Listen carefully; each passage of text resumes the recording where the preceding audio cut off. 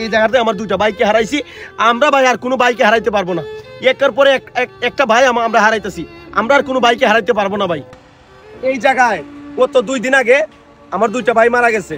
বয়স হবে 25 থেকে 30-এর মধ্যে। 25 থেকে 30-এর মধ্যে আমার দুইটা ভাই এখানে ট্রাকের সাথে অ্যাক্সিডেন্ট করে মারা গেছে, বাইক অ্যাক্সিডেন্টে। দেখতে পাচ্ছেন ট্রাক যাইতেছে। তো বিষয়টা হচ্ছে বালুর ব্যবসায়ী এরা মানে কি যে নিয়ম করে এরা গাড়ি ছাড়ে আসলে আমি জানি না। এখন বেলা বাজে সকাল 10টা বাজে। এর আগে আমি বলতেছি এরা ট্রাক চলাচল নিয়ে পরে কথা বলতেছি।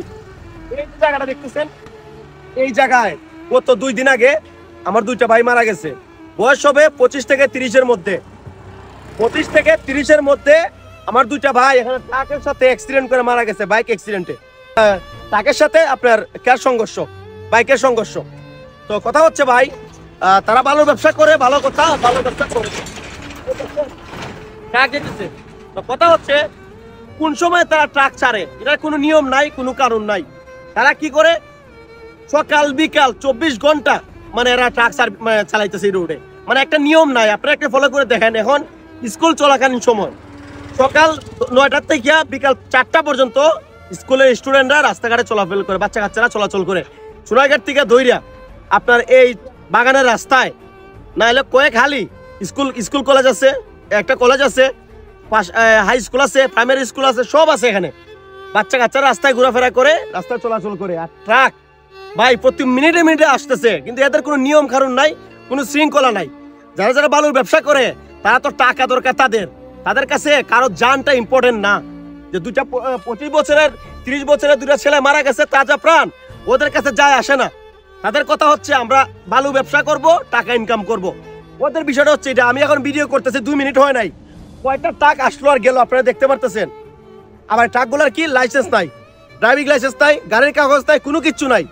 ঠিক মতো তারা কিভাবে যে রাস্তায় এই রোডে গাড়ি চালায় আসলে আমি জানি না। এরপরে দেখেন একটা জিনিস, রাস্তার একটু ছোট, এখানে কাজ হইতেছে, নির্মাণ কাজটা একটু দেখাও। এই যে এখানে ব্রিজ হইতেছে, রাস্তার একটু ছোট। সেদিন রাতের বেলা ট্রাকের সাথে হয়তো আপনার কি করতে গিয়া, পাস হইতে গিয়া আমার দুইটা ভাই ট্রাকের নিচে পড়ে একদম মারা গেছে ভাই। তরুণ ভাই, কচি দুইটা প্রাণ এখানে মানে রাস্তায় পুরে মারা গেছে, ট্রাকের চাপায় পুরা। যদি ট্রাক, একটা কথা বলি, রাতের বেলা তো ট্রাক মনে করে যে ফাঁকা রাস্তা পাই গেছি, তারা কি স্পিডে আসে মানে আপনারা বুঝাতে পারবো না। ওদের গতি থাকে প্রায় 100-এর 100, তারা ফুল গতিতে তারা গাড়ি চালায়। তাদের কথা হচ্ছে ভাই মানে খুব তাড়াতাড়ি আমার পৌঁছে যেতে হইব, ভালো নিতে হইব, ব্যবসা চালাই দিতে হইব। দুইটাই বেশি নিতে বললে আমার টাকা দুইটা বেশি পাইবো। এখন কথা হচ্ছে কে মারা গেল আর কে জীবিত থাকলো এটা তাদের দেখার বিষয় না। এই রাস্তায় গত কয়েক বছরে অনেকগুলো তাজা প্রাণ একদম ট্রাকের নিচে পড়ে মারা গেছে। ঠিক আছে, ট্রাকের নিচে পড়ে ঝরে গেছে, এগুলো কেউ দেখে না, কেউ এগুলো নিয়ে কোনো কথা বলে না। আপনারা দেখেন একটা জায়গাটা, স্পটটা আমি আপনাদেরকে দেখাই। রক্তের দাগ এখনো শুকায় নাই। ঠিক আছে, মাত্র 2 দিন হইছে। দেখুন এই যে রক্তের দাগ, দেখুন এই দেখেন, দেখছেন দুইটা তাজা প্রাণ ট্রাকের নিচে পড়ে মারা গেছে। সোনারঘাটের তারা ভালো ব্যবসা করে, 100 বার করো, কোনো সমস্যা নাই, কিন্তু একটা শৃঙ্খলা নাই, একটা নিয়ম নাই। ভালোটা কি রাত 8টা থেকে রাত্রে 8টা থেকে পরের দিন সকাল 8টা পর্যন্ত এই 12 ঘন্টা কি এই কাজটা করা যায় না? মানে রাতের বেলায় কি ভালোটা আদান প্রদান করা যায় না? দিনের বেলা কি ট্রাক চলাচলটা বন্ধ করা যায় না? যে দিনের বেলা ট্রাক চলাচল টোটাল বন্ধ, রাস্তাঘাটে স্কুল কলেজে স্টুডেন্টরা আসে, মানুষ এখানে ঘুরতে আসে, সব দিকে ভয়াবহ একটা অবস্থা। আপনি দেখেন বিকালবেলা, এটা কিন্তু টুরিস্ট একটা এলাকা, আমাদের সাতচুরিটা চুনারঘাটটা হচ্ছে একটা পর্যটক এরিয়া। এখানে বিকাল হলেই মানুষ কাপল মনে করেন সবাই ফ্যামিলি সহ, কাপল সহ সবাই টোটাল কিন্তু ঘুরতে বের হয় এই রাস্তাটা। কিন্তু এই রাস্তাটা কিন্তু একটা নিয়ম শৃঙ্খলা থাকা দরকার। কারণ ট্রাক যদি একের পর এক আসা যাওয়া করতেই থাকে, তাহলে আপনি নিশ্চিত থাকেন আগামী 1 মাসের ভিতরে আপনি আরো 2টা অ্যাক্সিডেন্ট দেখতে পারবেন, আগামী 6 মাসের ভিতরে আরো 5টা অ্যাক্সিডেন্ট আপনি দেখতে পারবেন, যদি এইভাবে নিয়ম ছাড়া ট্রাক চলাচল করে। কারণ কথা হচ্ছে ভাই, যারা কর্তৃপক্ষ আছেন, যারা বালুর ব্যবসা করেন, আমি বারবারই কিন্তু বলে আসছি, আপনারা বালুর ব্যবসা করেন, 100 বার করেন, কিন্তু একটা নিয়ম শৃঙ্খলার ভিতরে করেন, একটা রুলস রেগুলেশনের ভিতরে কাজটা করেন। আপনারা কি করতেছেন, সকালেও ট্রাক চাটতেছেন, দুপুরে চাটতেছেন, রাতেও চাটতেছেন, বিকালে মানে খুললাম ব্যবসা আপনারা শুরু করছেন। আপনাদের কথা হচ্ছে ভাই, মানুষ মারা যাক, আমার টাকা কামানোর দরকার, আমি টাকা কামাবো। যারা যারা আমার ভিডিওটা চুনারঘাট থেকে দেখতেছে, সবাইকে একটা রিকোয়েস্ট করবো, আমার ভিডিওটা একটু শেয়ার করে দিবেন, সবাইকে দেখার অনুরোধ করে দিবেন যে কি অনিয়মের ভিতরে আমাদের চুনারঘাটটা চলতেছে।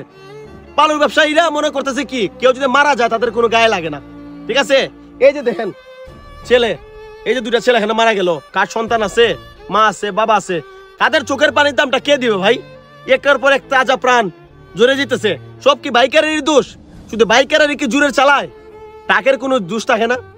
এই রোডে যদি রাতে যদি এত পরিমাণ ট্রাক যদি না চলতো, এত স্পিডে যদি ট্রাক না চলতো, তাহলে কি ছোট একটা ধাক্কা খাই কি দুটা প্রাণ মারা যেত?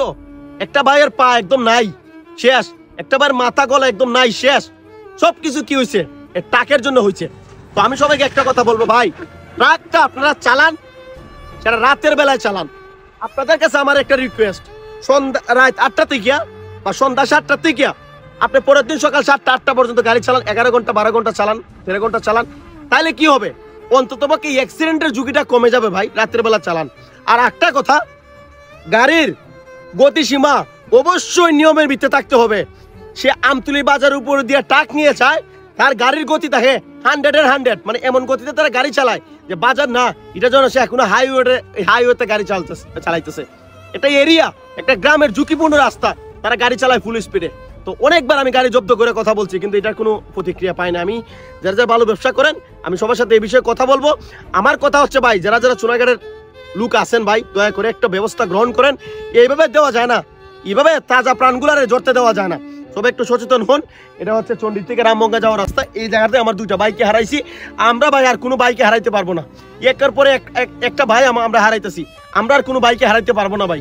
সব ভিডিওটা শেয়ার করেন। আর এই রাস্তা যেন ট্রাক চলাচলটা যেন একটু ধীর গতিতে হয় এবং একটা নিয়ম শৃঙ্খলার ভিতরে হয়। রাতের বেলা ট্রাক চলবে, দিনের বেলা অফ থাকবে, ওইরকম কার্যক্রম হয়। সবাই একটু ভিডিওটা শেয়ার করবেন এবং যারা যারা আছেন কর্তৃপক্ষ, এটা একটা সমাধান করবেন। সবাই ভালো থাকবেন। আসসালামু আলাইকুম।